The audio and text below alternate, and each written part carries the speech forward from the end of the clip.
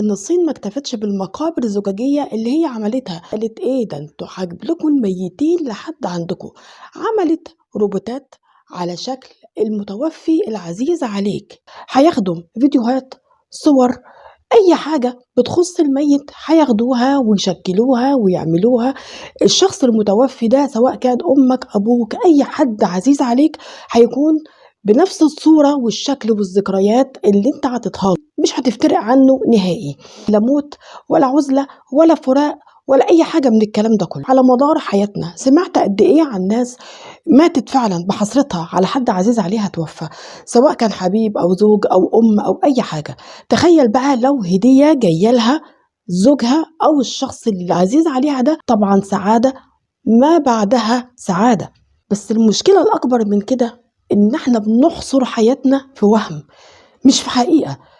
مش دي الحقيقة، مش هو ده الشخص اللي مات، مش هو ده الذكريات اللي احنا عارفينها عنه. ممكن تسأله سؤال انت ما تاخدش بالك منه وتتفاجئ ان هو ما يعرفوش. مش كل حاجة هتديها للشركة المصنعة هتبقى هي الذكريات. في حاجات أكيد بتعدي، في حاجات خاصة بينك وبينه، لو سألته عنها مش هيجاوب، وساعتها هتيجي تبص تلاقي ذكرياته كلها اتشوهت قصاد عينك. يعني ما احترمناش بس حرمة الموتى، لا ده احنا كمان شوهنا ذكرياتهم. بس يا ترى هي ماما وبابا اللي عايشين معاك؟ هي ايدين ماما بحنيتها وبطيبتها، الاب اللي ساعات بيبقى صديق ليك وفي نفس الوقت بيديك العلقه اللي هي لما تغلط، الزوجه اللي ساعه تحبك وساعه برضه تنكد عليك.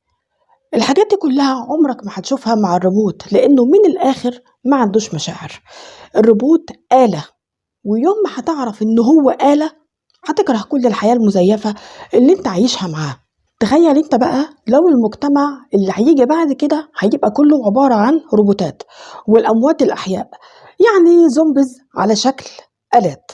ده هيبقى الشكل العام، ان احنا هنرجع كل الناس اللي ماتت موجودة في حياتنا اللي احنا عايشينها. الحياة هتبقى عاملة ازاي؟ وده الغرض من الموضوع كله، ان انت ازاي تمسح هويتك، تمسح دماغك، تمسح ذكرياتك، تمسح كل حاجة بشرية في حياتك، وتبقى عبارة عن آلة زيك زيهم. خلي بالك من اللي جاي، مش كل حاجة بنجري وراها وتكون هي دي الصح. للأسف إن الذكاء الاصطناعي عايز مننا الأكتر من كده بكتير، عايز مننا إننا نتمسح.